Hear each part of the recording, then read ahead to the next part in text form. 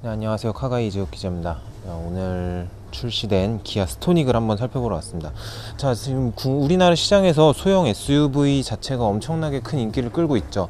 처음 출시가 됐을 때 1년에 10,000대도 팔지 못했었는데, 지금 지난해 기준으로 연 국내 시장에서 소형 SUV 판매가 약 11만 대 정도 규모까지 성장을 했어요. 그리고 최대 이제 좀 관측에 따라서는 맥시멈 이제 한 15만 대 정도 규모까지 성장할 수 있지 않겠냐, 이런 이야기가 이제 나오고 있습니다. 그래서 그렇게 이제 시장이 굉장히 빠르게 성장을 하고 있기 때문에 기아차도 여기에 대응을 해서 니로를 처음 먼저 선을 보였다가, 이제 니로로는 뭔가 조금 파워가 부족하다라고 생각을 했는지 이제 프라이드 기반의 새로운 CUV인 스토닉을 출시를 하게 됐습니다. 일단 겉모습은 글쎄요, 어떤가요? 저는 어떻게 보면은 이제 앞서서 불과 한 달 전에 이제 코나가 출시가 됐죠. 근데 코나에 비하자면은 약간은 조금 점잖기도 하고, 조금 일단 몸집이 더 작아 보여요, 코나에 비해서. 코나가 워낙 또 전면부가 좀 강렬한 인상이라서 코나에 비해서는 약간은 몸집이 작아 보이면서도 또 좀 단단해 보이는 그런 느낌도 있는 것 같습니다.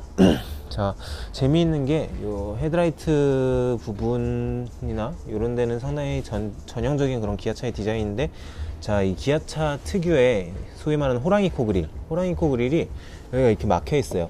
보통 이런 게 하이브리드나 전기차에서 많이 볼 수 있는 디자인이죠. 공기 저항을 최소화하는 그런 디자인인데, 또 이렇게 앞이 막혀 있는 부분이 조금 특이한 것 같습니다.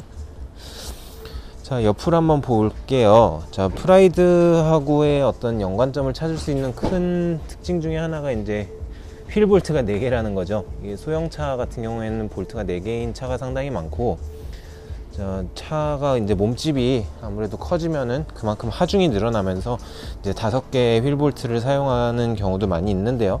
자, 이 스토닉의 경우에는 프라이드의 차체를 이제 그대로 가져다가 사용을 한 모델이기 때문에 아무래도 조금 이제 차의 중량이라든지 이런 부분을 조금 부담이 덜하다, 이렇게 설명을 할 수 있겠습니다. 자, 뒷모습은 글쎄요, 어떻게 보면은 이제 형인 스포티지하고도 조금 닮은 느낌이 있는 것 같아요. 자, 스포티지하고 이 부분에 이제 이 테일램프에 이렇게 감싸 올라가는 이런 디테일 같은 건 상당히 비슷합니다. 그래서 전체적으로는 좀 패밀리룩을 많이 살리려고 했고, 사실 제가 딱 봤을 때 앞모습도 그렇고 뒷모습도 그렇고 느껴졌던 거는, 이거 되게 좀 스포티지의 소형 버전이구나, 좀 이런 느낌을 많이 받았던 것 같아요. 자, 몸집이 되게 작고 귀엽죠. 이 작고 귀여운 몸집에 이제 요 위에 있는 이 이제 루프렉 같은 경우에도 앞부분은 이렇게 차체하고 붙어 있지만은 이 라인을 따라서 뒤로 쭉 가보면은 뒤쪽은 이렇게 또 떠 있는 형태가 되어 있어요. 그래서 조금 이제 더 속도감을 강조하는 그런 디테일이 되겠습니다. 자, 실내를 한번 간단하게 살펴볼게요. 자, 실내를 보시면 아시겠지만은 조금 허전한 감이 없잖아 있어요. 코나 같은 경우에는 작은 몸집에 비해서도 굉장히 다양한 옵션들도 있었고요. 실내가 상당히 풍성하게 꾸며져 있다는 느낌이었는데, 반면에 스토닉은 어떻게 보면 단촐하죠. 지금 아마도 여기 전시되어 있는 차들은 이제 프레스티지 최상위 트림의 모델들인 것 같은데, 보면은 공조기 같은 경우에도 좌우 독립 공조가 적용이 되지 않고 있고요. 요 공조기 디자인은 재밌네요. 요거는 스포티지하고 이것도 굉장히 비슷하죠. 좌우 독립 공조도 없고, 이제 요 하단을 보시면은, 여기에 이제 뭐 무선 충전 패드라든지 이런 게 들어갈 법도 한데, 그런 부분도 이제 따로 추가가 되어 있지 않고요. 열선 스티어링하고 열선 시트, 요런 기능들은 있는데, 또 통풍 시트, 우리나라 사람은 굉장히 중요하죠. 요즘처럼 더운 날씨에는 필수적인 요소인데, 그런 게 빠져 있는 것도 그렇고, 아무래도 전반적으로는 이제 편의사양이나 이런 옵션에 있어서는 이제 코나나 또 동급의 가장 강력한 라이벌인 티볼리하고 비교를 했을 때는 부족한 감이 없잖아 있구나라는 생각이 듭니다. 네, 이렇게 보시면은, 자, 이쪽에 있는 스티어링 휠은 또 이렇게 D컷 타입이 적용이 됐죠. D컷 타입이 적용이 되면서 약간 스포티한 느낌을 살리려고 했는데, 이런 그립감 같은 게 나쁘진 않은데, 와, 이거 정말 스포티한 모델이구나, 이런 느낌을 받지는 않습니다. 실제로 주행 성능도 그렇게 대단하진 않죠. 자, 7단 DCT에 이제 1.6 디젤이 전 모델이 기본으로 적용이 되고 있고요. 자, 그러면은 한번 시트 포지션을 맞춰 볼게요.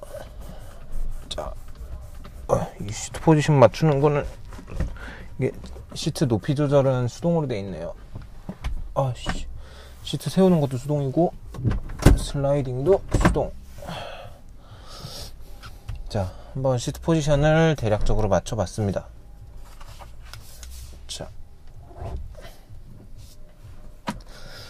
자, 이 스티어링 휠의 텔레스코픽은 굉장히 많이 되고 있어요.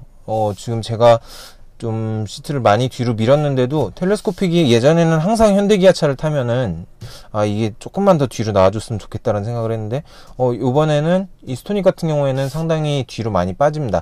아무래도 이 스토닉이 유럽 시장을 좀 정조준하고 있는 모델이다 보니까 그런 부분에 더 이제 유럽 취향에 맞춰서 좀 세팅을 한 게 아닌가라는 생각이 들고요. 자, 지금 저한테 불편하지 않게 시트 포지션을 맞췄는데 제가 항상 말씀을 드리지만은 저는 이제 키는 180cm 정도 되고요. 근데 앉은 키가 커요. 다리가 짧습니다. 다리가 짧아가지고. 자, 이렇게 한번 세팅을 하고 뒷좌석으로 가서 뒷좌석 공간이 어떤지 또 한번 비교를 해보겠습니다. 자, 제가 세팅을 한 자리에 바로 뒤에 앉아봤습니다. 자, 지금 보시면은 무릎이 닿죠? 무릎이 닿고 헤드룸도 그렇게 넉넉하진 않네요. 자, 헤드룸도 이렇게 뒤로 기댔을 때 이렇게 좀 이렇게 똑바로 꼿꼿이 쓰면은 아슬아슬하게 안 닿긴 하는데 아무래도 이 정도면은 좀 이렇게 노면에 바운스가 있거나 그럴 때는 약간 좀 부딪힐 수 있지 않을까 싶어요. 그러니까 성인 남성을 기준으로 말씀드리는 겁니다. 성인 남성을 기준으로 약간 부족한 감이 없잖아 있다. 그렇게 보실 수가 있을 것 같아요. 야, 일단 요 앞에 무릎이 정말 지금 딱 닿아가지고 공간을 확보하기가 좀 어려운 게 있고요. 또 참 신기한 게 이게 보이실까요? 여기는 뒤에 시트 뒤쪽에 포켓이 있는데 이쪽엔 또 없죠.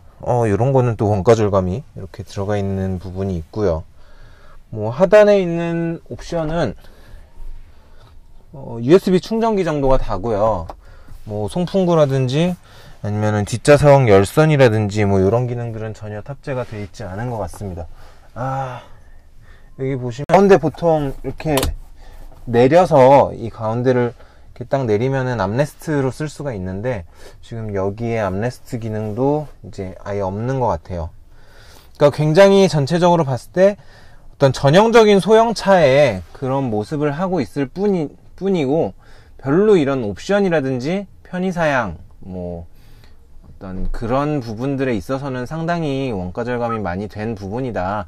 그래서 뭐 내가 운전자 혼자서 타는 차다라고 했을 때는 크게 아쉬운 게 없겠죠. 그냥 하지만은 어떤 패밀리카로서 또는 여러 사람을 이렇게 태우고 사용을 할 계획이 있다라고 했을 때는 티볼리나 코나에 비해서는 아쉬운 부분이 많이 있는 것 같습니다.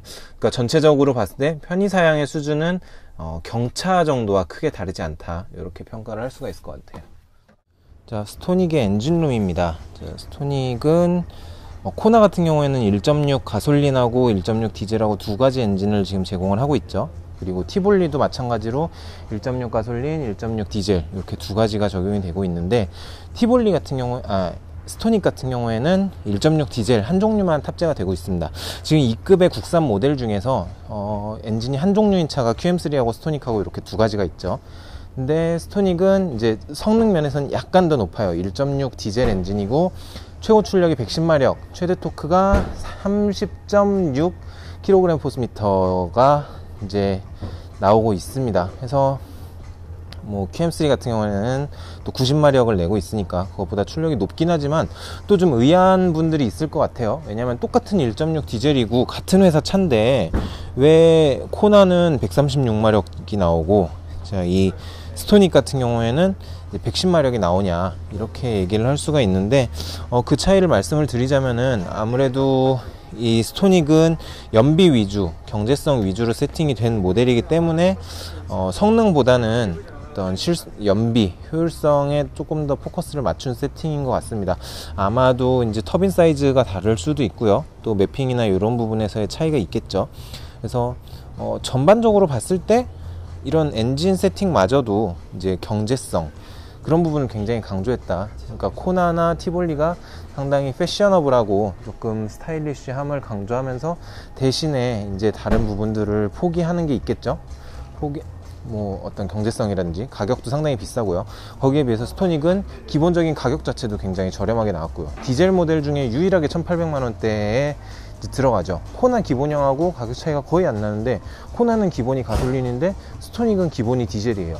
그러니까 코나에서는 디젤 엔진 추가하면 195만 원 더 내야 되죠. 그러니까 사실상 한 200만 원 정도 저렴한 그런 모델이라고 볼 수가 있는 거죠.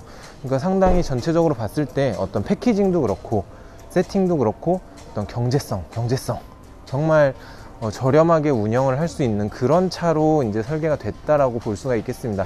아무래도 조금 고급스럽고 더 개성을 강조할 수 있는 그런 모델을 찾는 분들이라면은 좀 아쉬운 부분이 많이 있을 것 같아요. 하지만 또 이런 실속을 추구하는 분들에게는 나름의 좀 경쟁력이 있는 차가 될 수 있을 것 같습니다.